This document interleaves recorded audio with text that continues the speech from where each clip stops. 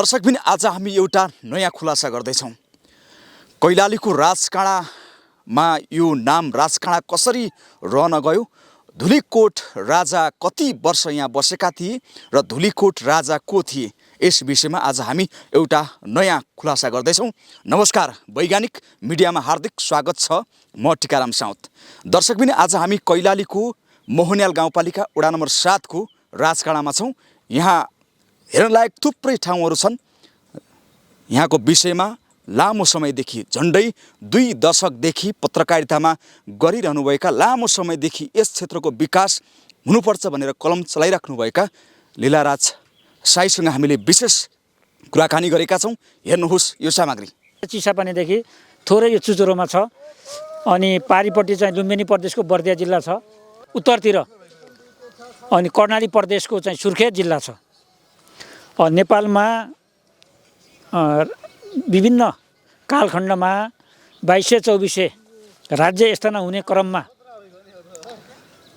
हाल कालीकोटको चाहिँ राजकोट नगरपालिका र उहिलेको चाहिँ जुम्ला सिजा राज्य अन्तर्गत पर्ने राजकोट एउटा गाउँ थियो।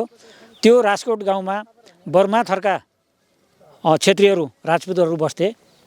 त्यही अन्तर्गत सिजा राज्यका चाहिँ अभय मल्लका मन्त्री र असम राज्यका चाहिँ राजा भएर हाम्रा राजकोटी खलकका सन्तति अग्रज मलय वर्माले 1400 विक्रम सम्वत 1432 मा विशाल सिजा साम्राज्यको चाहिँ नेतृत्व लिइसकेपछि उनले सिजा राज्यको चाहिँ शीतकालीन राज्य चाहिँ सुन्दर दुर्लभ नगरी दुल्लुमा थियो र त्यसपछि उनका 4 छोरामध्ये आफू सँगसँगै उनले छोराहरूलाई पनि राज्य भागबण्डा गरेका थिए।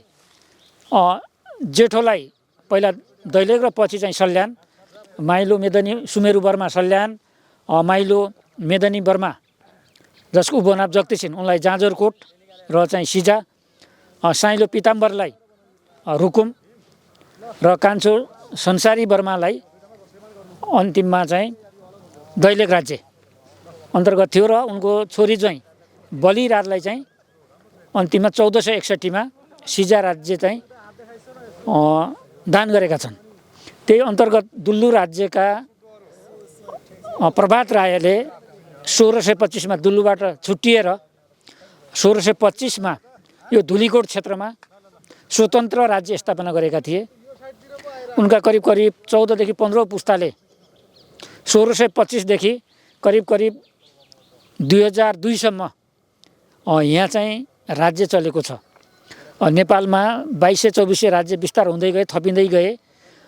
त्यसै गरी गण्डकदेखि पश्चिम 22 र पूर्वतिर चाहिँ 24 भन्ने रहेछ। त्यही 22 र 24 भयो। त्यसमा सरसाना उपराज्यहरू पनि छन्।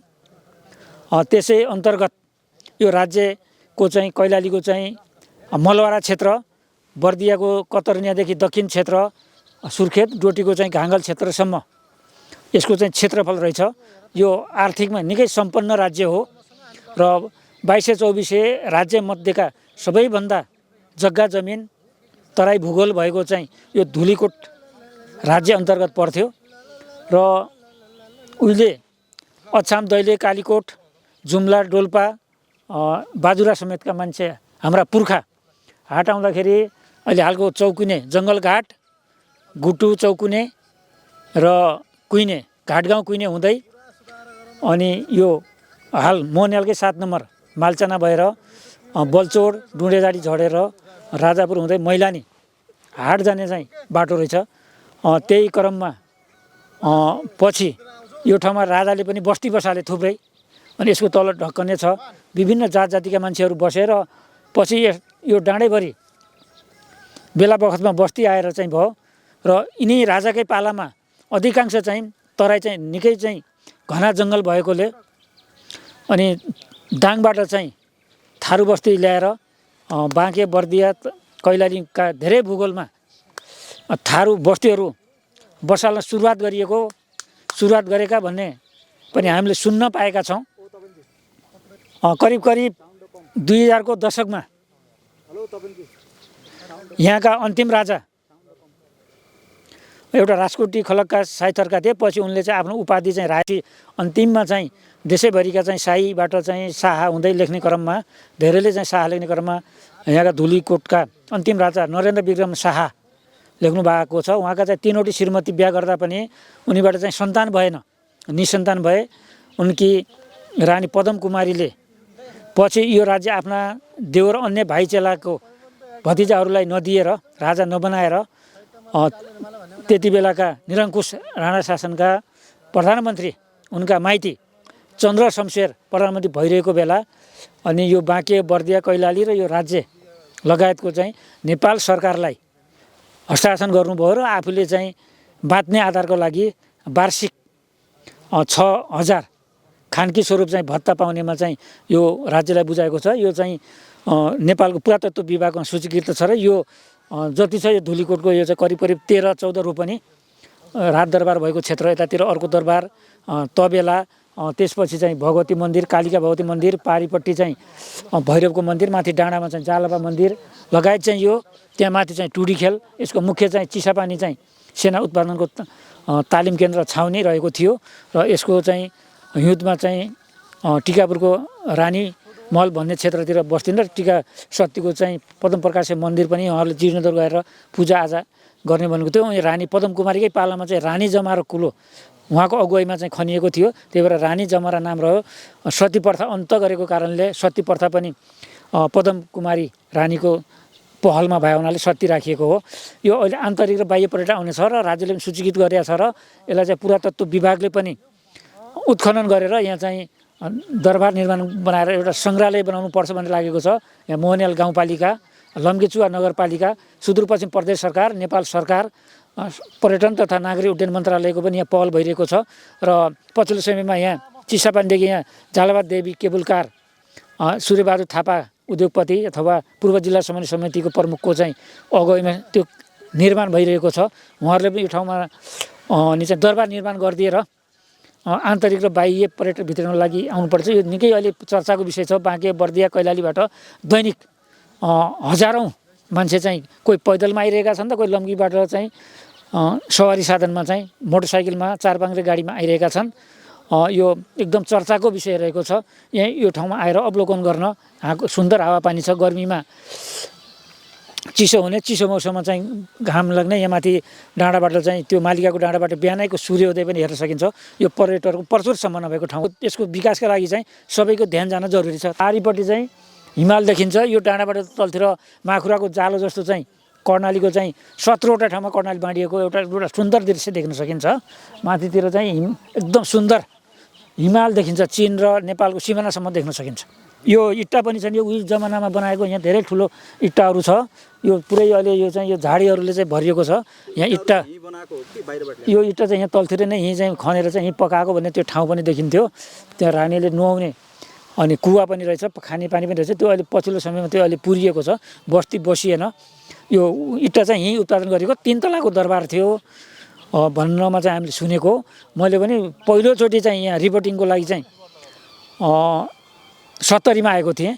70 सालमा म पनि पहिला करिब 35 वर्ष यस साबीको चाहिँ सुँगुरखाल गाविसको वार्ड नम्बर 6 बसे। पछिल्लो समय नि म पनि त्यही पुर्खाको चाहिँ सन्तति भएको कारणले हाम्रा पुर्खा मलय वर्मा स्मृति प्रतिष्ठान भनेर चाहिँ एउटा चाहिँ प्रतिष्ठान बनाएर अनि यो क्षेत्रको विकास पुनर्निर्माण र सङ्ग्रहालयका लागि र राज्यलाई पनि सरकार निकायलाई पनि घचघचाउनको लागि हाम्रो त्यसको म अध्यक्ष छु। त्यसतर्फबाट पनि हामीले चाहिँ पहल गरिरहेका छौँ। अहिले चाहिँ यो विभिन्न नागरिकहरू यहाँका नागरिकले घर छोड्दै गइरहेका छन्, यसलाई कसरी लिनु भएको छ? राज्य विस्थापित भइसकेपछि यहाँ पानीको पनि अभाव भयो। पानीको अभाव भइसकेपछि तराईमा त्यति बेला व्यापक औलो थियो, तराईमा जान सकिँदैन थियो। अनि तराईमा 32 सालपछि औलो उन्मूलन भइसकेपछि अनि यहाँ पनि पानीको अभाव भयो। तराईमा चाहिँ केही सुविधा भयो। बस्ती चाहिँ बस्न सुरु भएपछि यहाँ राजकाँडा, धुलीकोट र चाहिँ लम्कीतिर चाहिँ बस्ने सुरुवात भएको थियो। पछिल्लो समय पूर्ण रूपले त्यहाँ यातायातको पनि सुविधा भइसकेपछि औलो पनि पूर्ण रूपले उन्मूलन भइसकेर त्यहाँ पनि बिजुली बत्ती, सडकको सुविधा र चाहिँ उच्च शिक्षाको पनि त्यहाँ स्कुल भइसकेपछि अनि यहाँको बस्ती चाहिँ विशेषतः त्यहाँ बस्यो। यहाँ बाँझो रहेको थियो र 60 सालदेखि पछि लम्की टिकापुरका चाहिँ व्यापारीहरूले ठाउँ बनाउनु पर्छ। लम्की टिकापुरदेखि राजकाँडा, यहाँबाट बाबियाचोट बड्डीचोट भएर अछाम दैलेख सुर्खेत जङ्गलकाट भएर जाने बाटो पनि बनाउनुपर्छ भन्ने हिसाब चलिसकेपछि त्यहाँका व्यापारीहरूले चाहिँ यहाँ अहिले अधिकांश लम्कीका व्यापारीहरूको जग्गा छ चाहिँ राजकाँडामा। यहाँको स्थानीय बासिन्दाको कम थियो। उहाँहरूले अहिले चाहिँ यहाँ एक रोपनीको 7-8 लाखसम्म चाहिँ पुगिसकेको छ। अनि यहाँको चाहिँ स्थानीयको चाहिँ थोरै बचेको छ र अहिले चाहिँ अनि यहाँ चाहिँ केबल कार बन्ने भइसकेर यातायातको चाहिँ पहुँच भइसकेपछि यहाँ व्यापार व्यवसायका लागि होटलहरू होमस्टेहरू चाहिँ सञ्चालनमा आइरहेका छन्। नाम चाहिँ कसरी रह्यो? राजकाँडा चाहिँ पुरानो हिसाबले चाहिँ यो एकदम सुन्दर राजा पनि बसेको र यो अब घङ्गारुका अन्य पनि काँडा भए हुनाले राज र त्यसलाई जोडेर चाहिँ राजकाँडा बनाइयो। यो चाहिँ एउटा धुलो पनि उठ्थ्यो अरे यो ठाउँमा पहिला दरबार बन्दाखेरि, त्यही भएर यसलाई धुलो उडेको कारणले राजाहरू कोटमा बस्ने हुनाले धुलीकोट भन्ने यसरी नामाकरण भएको चाहिँ मैले सुन्नमा पाएको थिएँ। अब यसको भविष्य के छ? यसको भविष्य चाहिँ उज्जवल छ।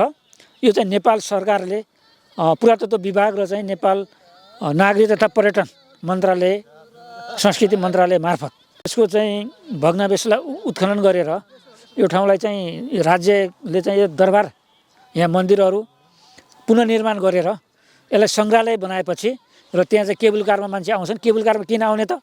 यहाँ हेर्न लायक के छ त? नयाँ कुरा के हेर्ने? अनि त्यहाँ मन्दिर हुन्छ। यहाँ ठाउँ ठाउँमा पुराना मन्दिरहरू पनि निर्माण गर्ने र चाहिँ यहाँ यो दरबार निर्माण गरिसकेपछि यहाँ चाहिँ सङ्ग्रहालय बनाएपछि त्यो दरबार हेर्ने र त्यो मन्दिरको चाहिँ दर्शन गर्ने हिसाबले चाहिँ दर्शक चाहिँ दैनिक चाहिँ 1000 देखि 2000 केबल कार बनिसकेपछि 4-5 हजार पनि आउने छ। किनभने नजिक चाहिँ भारत छ, चीन पनि छ, तेकुनिया नजिकै पर्छ, उतातिर गौरीफन्टा पनि नजिकै पर्छ, अनि बनवर्षा पनि नजिकै पर्छ, रूपडिया पनि नजिकै पर्छ। अनि पर्यटन व्यवसायहरूले चाहिँ चन्द्र ढकालले चाहिँ देश 7वटै प्रदेशमा चाहिँ एक केबल कार चाहिँ बनाउने उहाँको चाहिँ एउटा उद्देश्य रहेको छ। त्यो अनुसार यहाँ चन्द्र ढकाल र चाहिँ सूर्यबहादुर थापाको टिमले चाहिँ केबल कार बनाउँदैछ। यो केबल कार बनिसकेपछि र यो दरबार निर्माण गरेर सङ्ग्रहालय बनाएपछि उज्जवल भविष्य छ।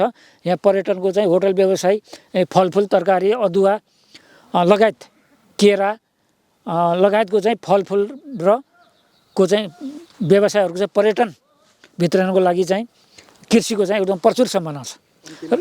अन्तिममा चाहिँ यहाँ चाहिँ खानेपानीको अभाव छ। लिफ्ट सिँचाइद्वारा पनि यहाँ सिँचाइ र चाहिँ खानेपानीको लागि तत्काल मोहनियाल गाउँपालिका र प्रदेश सरकारले चाहिँ व्यवस्थापन गर्नुपर्छ र यो बाटोलाई चाहिँ 12 महिना चाहिँ अहिले चाहिँ कच्ची सडक छ। प्रदेश सरकारले पनि बजेट हालेर चाहिँ स्तर उन्नति गर्न लागिरहेको छ। यसलाई छिटोभन्दा छिटो सडक स्तर उन्नति गरेर यहाँ लम्कीबाट चाहिँ बिजुली बत्तीको यहाँ व्यवस्थापन गरेर लाइन विस्तार गरेर अनि यताबाट पैदल आउने मार्ग पनि चलिरहेको छ, त्यो पनि व्यवस्थित गरेर अनि यहाँ चाहिँ पहिलो पानी चाहियो र त्यसपछि चाहिँ सडकको चाहिँ 12 महिना चल्ने व्यवस्थित सडक भएपछि यहाँ चाहिँ कोजात पूर्णिका दिन चाहिँ यो जाल्पा देवी मन्दिरमा चाहिँ पूजापाठ हुन्छ। अनि बाटो त्यति बेला चाहिँ भत्किएको हुन्छ, सफाइ नभएको कारणले सबै मान्छे आउन सक्दैनन्। अब यो केबल कार बन्ने बित्तिकै बाटो चाहिँ पिच गर्नुपर्छ। कालोपत्री गरेपछि यहाँ थ्याक्न नसक्ने यहाँ व्यवस्थापन गर्नुपर्छ। पर्यटन आएर पर्यटनले खोजेको चिज फलफुल तरकारी खानेकुरा चाहिँ यहाँ सहज र सुलभ र सुरक्षित स्वादिष्ट खाना र सुरक्षित बासको व्यवस्थापन गरेपछि यहाँ सूर्योदय हेर्ने, हिमालय हेर्ने लगायत पर्यटक हेर्ने यहाँबाट चाहिँ अनि सुर्खेत दैलेख कालीकोट जान पनि छोटो दूरी छ। यहाँबाट 6-7 किलोमिटरमा चाहिँ हामी सुर्खेत र कैलाली जोड्ने कर्णालीको पुल कुइने पुलमा पनि पुग्न सकिन्छ। यसबाट डाँडे डाँड चुरे गएपछि मोहनियालको चाहिँ सुँगरखाल चोसेकाँडा राजकाँडादेखि चाहिँ उता हामी चाहिँ पन्डन हुँदै कटौँजे हुँदै चाहिँ खानी डाँडासम्म यो चाहिँ चुरेको यो डाँडा हो, यो जोडिएको छ यसबाट पनि। अनि सडक यातायातको चाहिँ काम चाहिँ भइरहेको छ। यसलाई चाहिँ छिटोभन्दा छिटो गर्नुपर्छ।